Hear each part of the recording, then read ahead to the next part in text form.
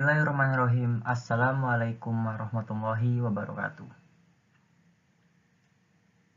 Selamat datang di video saya yang kedua. Di video saya kali ini saya akan menjelaskan tentang algoritma penjadwalan round robin atau round robin scheduling.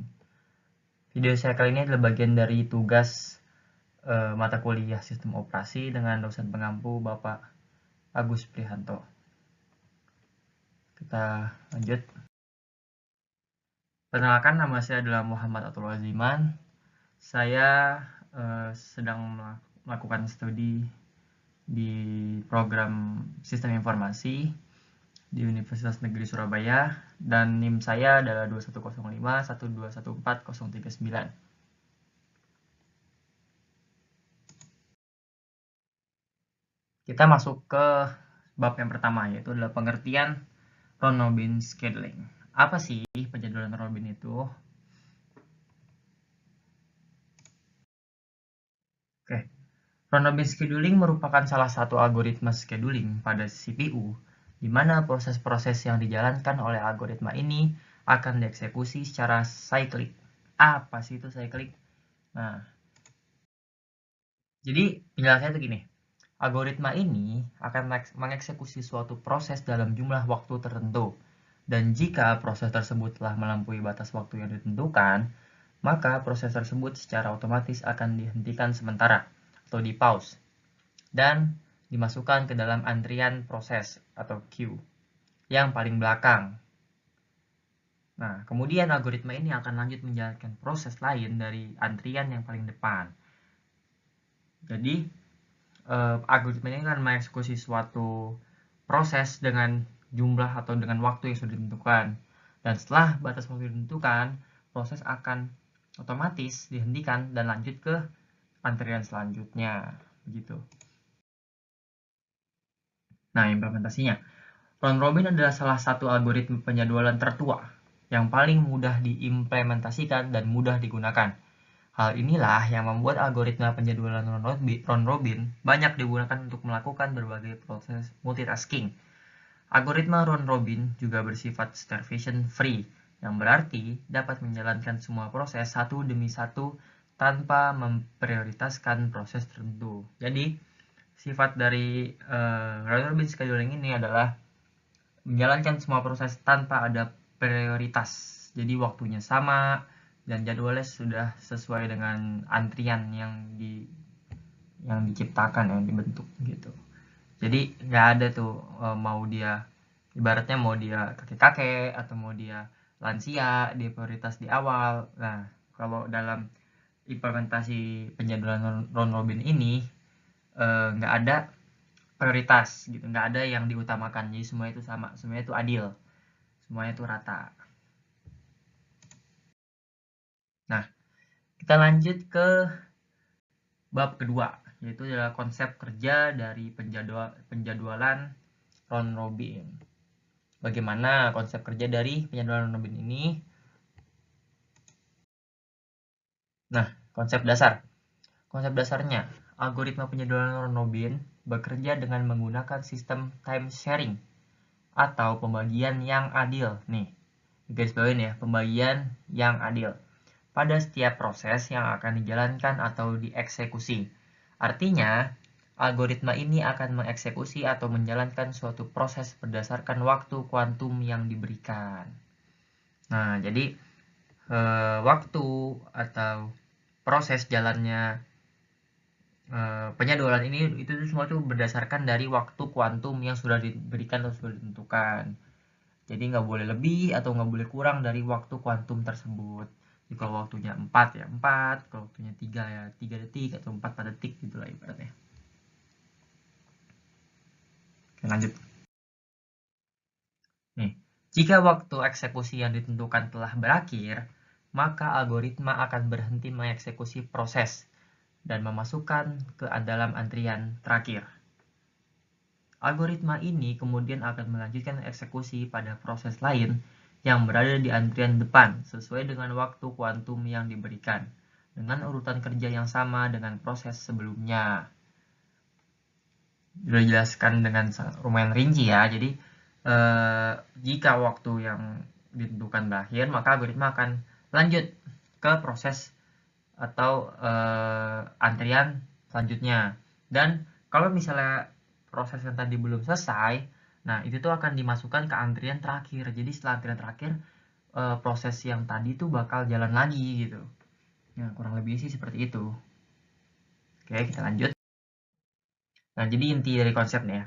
Jadi intinya, setiap proses akan melalui eksekusi dan jeda waktu yang sama berdasarkan waktu kuantum yang diberikan dan tidak ada prioritas khusus dalam algoritma ini. Jadi di garis bawah ini, di sini nih, ini kita garis bawain ya, tidak ada prioritas khusus dalam algoritma ini. Jadi nggak ada yang namanya prioritas ya. Semuanya adil dan rata.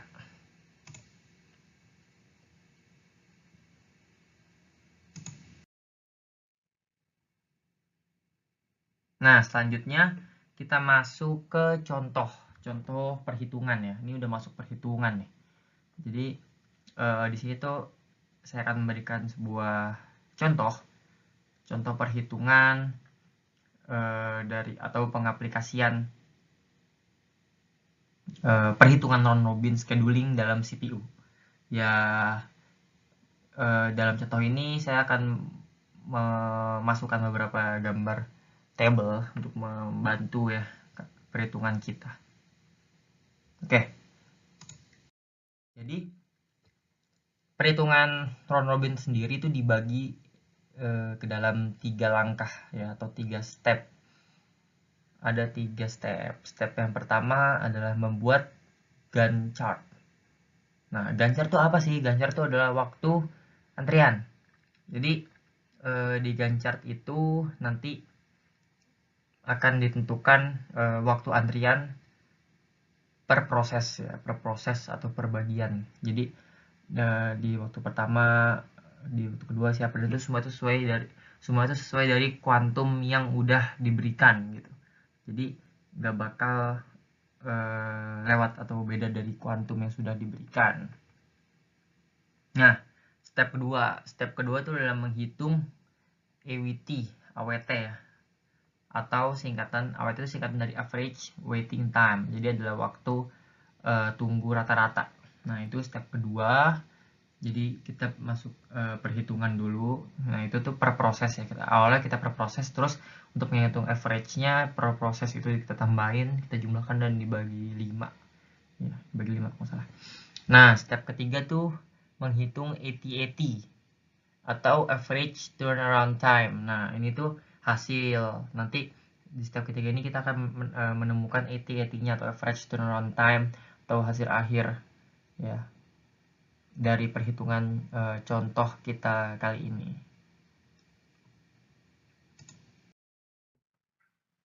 Nah, oke guys, kita akan masuki ke contoh soalnya.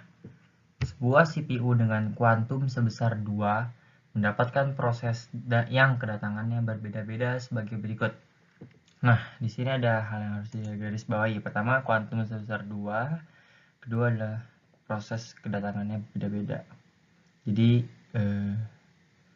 nggak proses datangnya itu beda-beda gitu.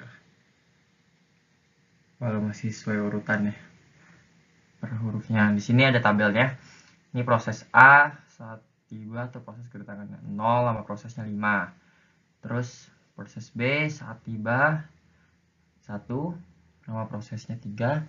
Proses C saat tiba 5 nama proses 7. Proses D saat tiba 6 nama proses 1. Dan terakhir proses E saat tiba di waktu ke-7 dan lama proses 6. Nah, kita akan lanjut.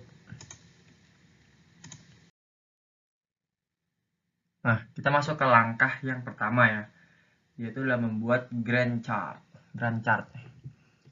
atau waktu antrian. Jadi untuk membuat Gantt chart pada proses yang kedatangannya berbeda, antrian disesuaikan dengan waktu kedatangan proses.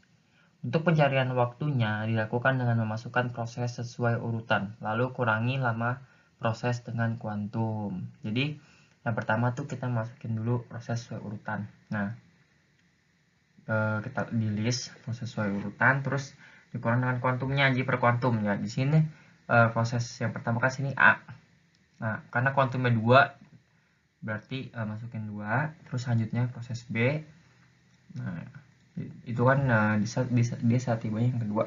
Nah, kuantumnya 2 nih. Ini A sisa berapa? A tuh masih sisa 3. Nah, kita keep dulu. Lanjut ke proses selanjutnya karena kuantumnya 2. B nih, B sisa berapa? Sisa 1, kita keep dulu. Nah, lanjut lagi tadi yang A ya, A kan belum tuh. Nah, di sini karena yang C masuknya tuh masih di 5. Nah, jadi di sini kita masukin yang A yang tadi dulu. Nah, masuk sini A2. Nah, sesuai urutan. Nah, selanjutnya baru masukin B yang tadi ya. Nah, karena dia tinggal 1, ya udah berarti ini sisa. Nah, lanjut ke proses selanjutnya, proses yang di C. Nah, di sini masuk C itu ada 7 ya, lama prosesnya 7. Nah, 7 berarti ini udah saat tiba ke 5. Ini kan saat tiba pertama, 2, 3, 4, 5. Pas nih. C saat tiba ke 5. Nah, dia masuk di awal antrian ke-7 dengan nama proses 7. Di sini karena kuantumnya 2, jadi 2 dulu nih. Sisanya 5 di keep dulu. Lanjut ke D. Proses ke 6. Tiba ke 6 ya. Tiba ke 6. Ini kan tiba ke 5 C, tiba ke 6 D. D ada berapa nama proses? Oh, cuma 1. Berarti cuma 1. Lanjut ke A. A yang tadi A kan ada 5 nih prosesnya. Nah, karena si E ini masih di 7, nah berarti masuk nih. Nah, si E di sini ada di 7. Nah, di saat tiba ke 7 ya, saat tiba ke 7 E nya ada lama proses ada 6. Nah, begitu seterusnya. Ini C lanjutan tadi, lama prosesnya sampai kuantum habis, sampai jatah sisanya habis semua. Nah, itu langkah pertama. Gantt chart sudah terbentuk. Nah, kita lanjut ke langkah selanjutnya. Itu membuat AWT atau average waiting time. Jadi kita masukin dulu AWT yang tadi ya, sesuai dengan